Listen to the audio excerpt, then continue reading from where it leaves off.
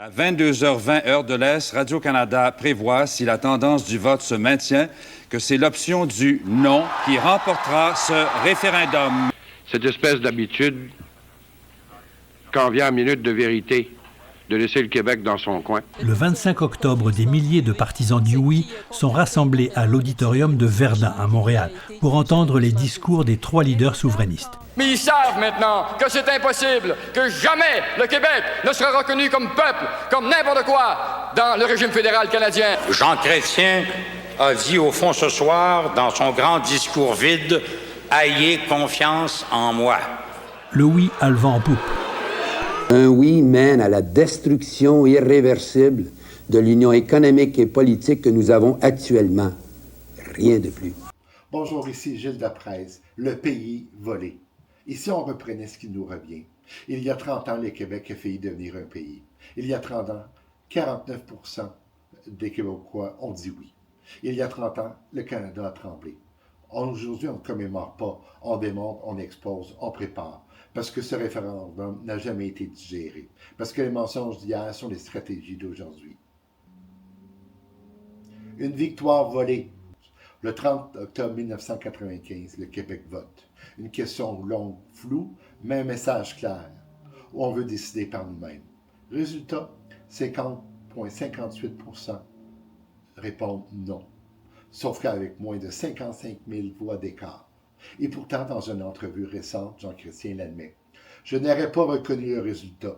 La question n'était pas claire. Comment on traduit ça? Même si le oui avait gagné, enfin Ottawa aurait dit non. Pire, Chrétien aurait organisé son propre référendum avec une question claire. Voulez-vous vous séparer du Canada? Une question remplie de péjoratisme, remplie de négativisme. Et entre-temps, je ne négocie pas. Voici ce qu'on appelle la démocratie canadienne, selon Jean Chrétien. Et pendant ce temps, Parizeau, Bouchard, Dumont, ils se battent pour un pays. Mais le Canada, lui, se prépare à nier le résultat. Ça, c'était il y a 30 ans. Un troisième référendum en vue? 30 ans plus tard, le Parti québécois revient avec une promesse. Un nouveau référendum. Dans le balado, ça s'explique de Philippe Fournier, Québec 125, il analyse les sondages. 3 constats. L'appui à la souveraineté remonte chez les jeunes. Deuxième constat, le rejet de la CAQ ouvre un espace politique. Finalement, troisième constat, le Parti québécois gagne du terrain. Et surtout, le débat revient. Mais attention, les gens veulent des réponses claires, pas des demi-mesures. Cette fois, pas de flou, pas de lovine, pas de panique fédérale. Cette fois, on pose la vraie question. Voulez-vous que le Québec devienne un pays? Ce que Chrétien nous dit vraiment. Jean Chrétien ne regrette rien. Il l'assume. Ils ont voulu camoufler la réalité. Moi, j'aurais dit non. Il compare le Québec à la Catalogne, comme si on pouvait comparer avec la Catalogne. Il parle de répression. Il dit que personne ne nous aurait reconnus. Et Paul Saint-Pierre Plamondon, du Parti québécois, lui répond « Mensonge, subterfuge, répression ».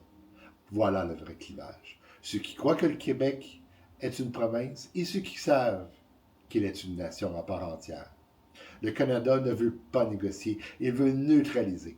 Mais cette fois, on ne joue pas à cache-cache constitutionnel. Cette fois, on parle du pays. En 1995, on a failli. En 2000, on nous a bâillonnés avec la loi sur la clarté référendaire. En 2025, on se réveille. Ce n'est pas une question de nostalgie, c'est une question de dignité. Le prochain référendum ne sera pas une répétition, ce sera une déclaration. Tu veux un Québec libre? Tu veux un pays qui parle en son nom? Tu veux que ta voix compte? Alors vote oui. Et cette fois, on ne demandera pas la permission. C'était Gilles Deprez, le 30 octobre 2025. Commente, partage, écoute jusqu'au bout.